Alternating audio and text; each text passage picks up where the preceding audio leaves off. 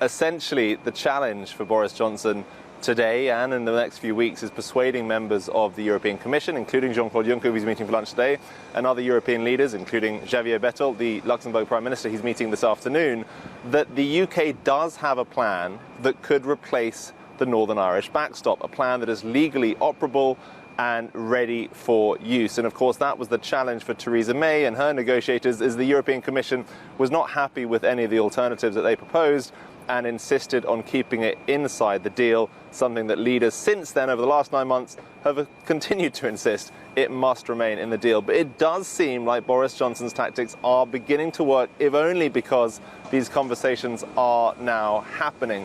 In terms of what Stephen Barclay, his Brexit secretary, said over the weekend, really interesting point. He talked about the idea that by mutual consent, to use his language in a radio interview, the two sides could potentially extend this transition period. And if you're a business in the UK looking at those words, you would think that is quite good news because, of course, the transition period, such as it is, that ends at 2020 December, is being really eaten into by these continued deadline extensions we've seen. If there's a third deadline extension in October, that transition period shrinks down potentially to just 11 months. And that transition period for business is one thing, but of course for the politicians it's another, because that would be the period in which they would try and come up with an alternative to the Irish backstop, something that the government right now is trying to figure out ahead of that period.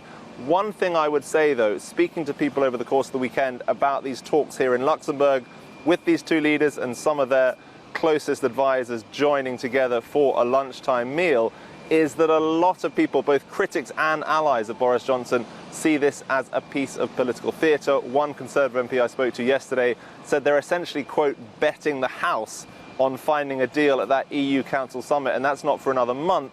Until now, and until that point, it's all been about trying to show that he has tried to find a way forward with the European Commission, and if that doesn't work, he can point to meetings like this and say, it wasn't my fault.